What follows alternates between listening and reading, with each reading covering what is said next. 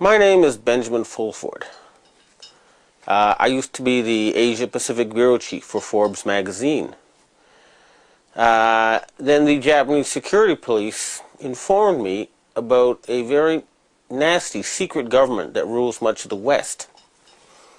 Once I found out these people existed, I knew they had to be overthrown. An ancient secret society has offered to help. They have a membership of 6 million, including 1.8 million Asian gangsters. Their other members are highly intelligent individuals located throughout the highest levels of Asian society in Japan, China, Vietnam, and of course in all the Asian communities worldwide. They have united because they were able to show and confirm that SARS was a bioweapon aimed at killing Asians. People do not like being killed. And therefore, a fundamental change has happened in the world, which has still not made it to the surface in the corporate news.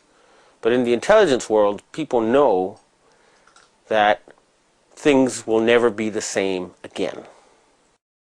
My involvement with the secret government started this spring when I interviewed former finance minister Heizo Takenaka. Dragon's Den. I confronted him with evidence that he had sold out the Japanese financial system to a group of financial companies controlled by David Rockefeller and the Rothschilds. The very next day, I got an email from someone who said he was introduced by Mr. Takenaka and he wanted to meet somebody. The person I met gave me this Freemason badge, and he said to me that he was a professional assassin and that I could either stop exposing people, or no, he said I could either continue exposing people and die at the age of 46, or I could become basically finance minister of Japan. Now I have all this proof on tape and video. This is apparently what happens to a lot of people on this planet. They get to a certain level when they're told either you join us or you die. And most of them join them, and that way they get the elite in their pocket. And that's the secret of their control. In my case, I would have probably had to do that too. Although, once I realized I had met an honest, genuine, high-level Freemason who told me there were 13 levels of Freemason above the 33rd degree, and that these people were God. There was no God, they were God. So I asked them about their plans to kill people, and they said, yes, there are too many people on the planet. We need to get rid of several billion. And war doesn't seem to work, so we're going to use disease and starvation. Now, I don't know about you, but I couldn't live with something like that. And my first thought was I'll have to pretend to join them and try to, throw them over from the inside. And I suspect a lot of the people inside those groups have the same feeling. They hate being there, but they're scared. But they'd love it if these guys were overthrown. So you got to remember, not everybody in the secret government is evil. In fact, I'd be willing to bet a majority actually want to do good things for the planet, but they're scared. In my case, the very next day after I got this threat and offer of a bribe from the ninja, well, the guy who described himself as a ninja, a Chinese secret society contacted me. It's actually an Asian secret society. It's not Chinese. It's Japanese, Korean, Vietnamese. It's all of Asia. And they offered me protection. Well, this is their booklet. One of them. This is the booklet of the other. Now, people who know will know this is real. They have 6 million members. More, actually. Including 1.8 million gangsters and a lot of very intellectual people. They can mobilize all public opinion in Asia. So, with their protection, I continued exposing David Rockefeller. And earlier this year, I issued an ultimatum on Rents.com. The answer to the ultimatum was that the self-described assassin told me there would be an earthquake in Niigata Prefecture, Japan.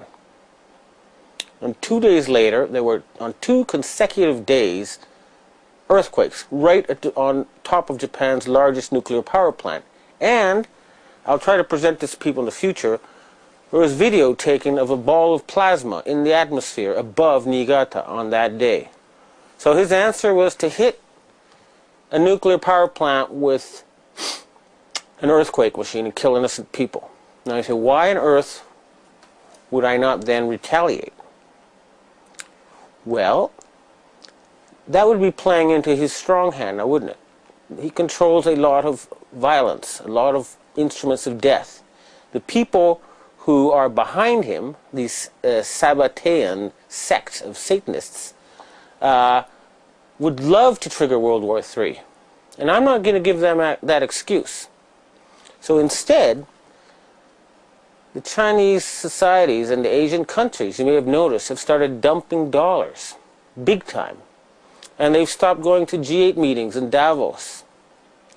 And you'll also notice that their submarines, Chinese submarines, have popped up right behind U.S. aircraft carriers in the middle of military exercises. What that means is that every single U.S. aircraft carrier is a useless sitting duck. The entire U.S. Navy is useless, okay? That's a fact. Secondly, all their satellites are useless, okay? And that's just the beginning. The screws will get tighter and tighter. The United States economy depends on Asian money. They need to borrow $850 billion a year just to keep going. And they're not, the Asians are tired of paying for a country that does nothing but attack people and create excuses for war. A lot of people are wondering why a picture of me smiling beside David Rockefeller appeared on the internet. And they're saying, how did I get to meet him?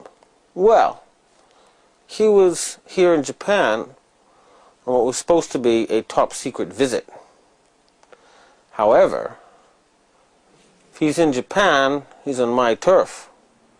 And it was pretty naive of him to think I wouldn't know he was here and I wouldn't know where he was. Now, I could have had him brought to me all tied up with a vibrator up his ass, just like happened to that reporter for the Yomiuri newspaper in April when he got too close to these people. But I don't think torture is a very polite way of talking to people, and nor is it very productive. Friendly conversation is always the best. Now, the interview may be a little bit disappointing in the sense that a guy like that is not going to go and just tell you, oh yes, I'm head of the secret government and I sacrifice children and I'm planning, to turn everybody into sheep. It's just not going to happen. You have to look for subtle signals. It's the rules of the game. I was a corporate journalist for 20 years. And I know that if you just ask those questions, they'll shut down the interview, you'll get nowhere. So if I said, why did you spread HIV and why did you create SARS? He would say to his bodyguard, get this Fruit Loop out of the room. That's how it works. So I had to operate within his matrix. And I hate going there. I hate that place. But I had to pretend I was a friendly journalist.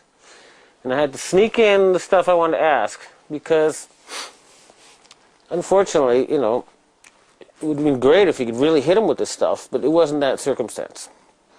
He was accompanied by the president or chairman of a fancy PR company and a guy who looked like heavy-duty Mossad type who could probably kill me in 3 seconds. Why on earth would I not then retaliate? Well, that would be playing into his strong hand, now wouldn't it? He controls a lot of violence, a lot of instruments of death. The people who are behind him, these Sabbatean sect of Satanists, would love to trigger World War III. And I'm not going to give them that excuse. So instead, the Chinese societies and the Asian countries, you may have noticed, have started dumping dollars, big time. And wouldn't it? He controls a lot of violence.